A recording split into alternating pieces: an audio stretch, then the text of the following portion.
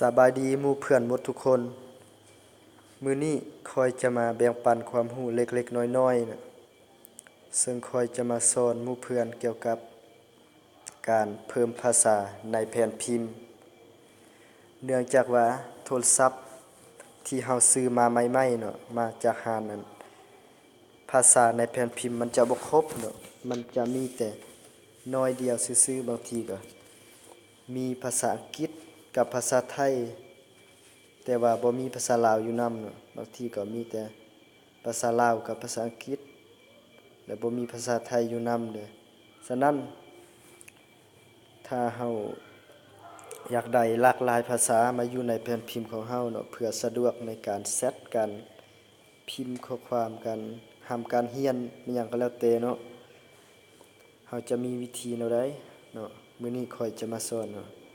ก่อนอื่นหมดก็ต้องขออภัยสำหรับผู้ใดที่รู้แล้วเนาะผู้ใดที่รู้แล้วก็บ่เป็นหยังเนาะสำหรับใครที่ยังบ่รู้เทื่อมีความสนใจก็ติดตามได้เลยเนาะมื้อนี้เนาะเรามาเบิ่งยกตัวอย่างเนาะเป็นพิมพ์ของข้อยเดี๋ยวนี้เป็นพิมพ์เด็กเข้าไปเนาะอยู่ในนี้นี่เป็นพิมพ์มันมีแต่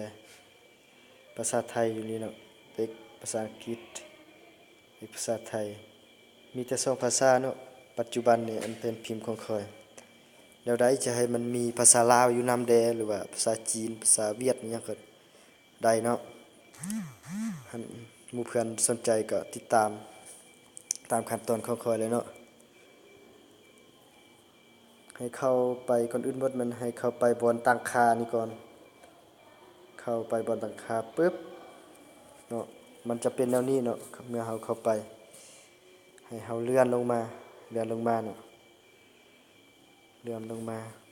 นี่มันจะเห็นอยู่นี่เนาะอันตัว A อันมีตัว A อักษร A นี่แล้วก็เขาเขียนว่าภาษาและการใส่ข้อมูลให้เฮา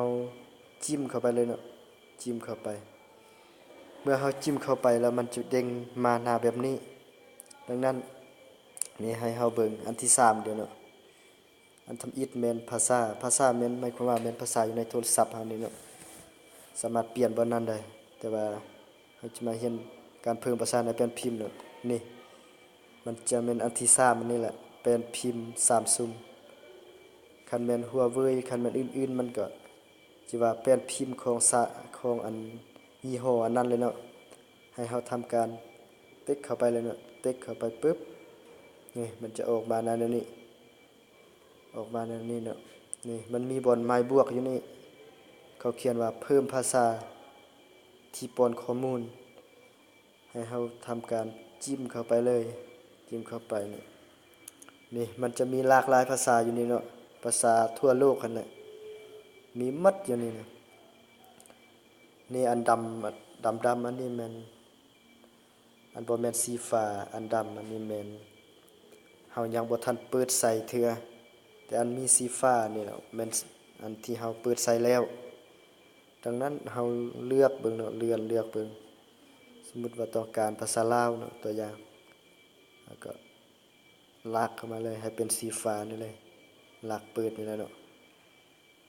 วันนี้อยากได้ภาษาจีนซะก็เปิดมาภาษาจีนเนาะเมื่อกี้2แล้ว1 2 3 4ได้4ภาษาแล้วเนาะอยู่ในแผ่นพิมพ์เพราะว่าแผ่นพิมพ์นึงมันรองรับแต่4ภาษาแล้วเนาะเอาออกมาเบิ่งเป็นแนวใดเดี๋ยวนี้ได้หรือบ่ได้ออกมาปึ๊บอยู่นี่